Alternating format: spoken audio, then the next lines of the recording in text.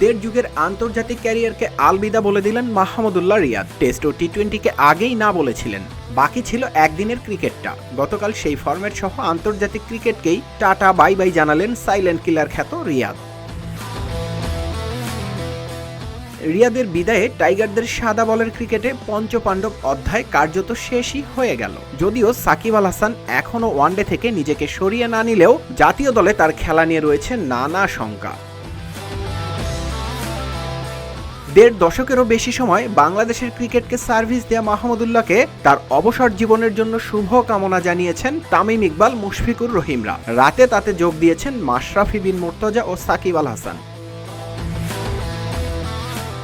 নিজের সামাজিক মাধ্যম ফেসবুকের অ্যাকাউন্টে বাংলা ও ইংরেজিতে রিয়াদকে শুভকামনা জানিয়েছেন সাকিব। পাশাপাশি সতীর্থ হিসেবে রিয়াদের নতুন যাত্রায় শুভকামনা জানান সাকিব। অপরদিকে আরেক সাবেক অধিনায়ক মাশরাফি বিন মুর্তজা তার ভেরিফাইড ফেসবুক পেজে লেখেন, দারুণ এক আন্তর্জাতিক ক্যারিয়ারের জন্য অভিনন্দন রিয়াদ। পাশাপাশি দলের প্রতি তার নিবেদন ও সতীর্থ হিসেবে মাঠে এবং মাঠের বাইরের স্মৃতি নিয়ে নানা কথা লেখেন মাশরাফি। নিউজ ডেস্ক, রূপালী বাংলাদেশ।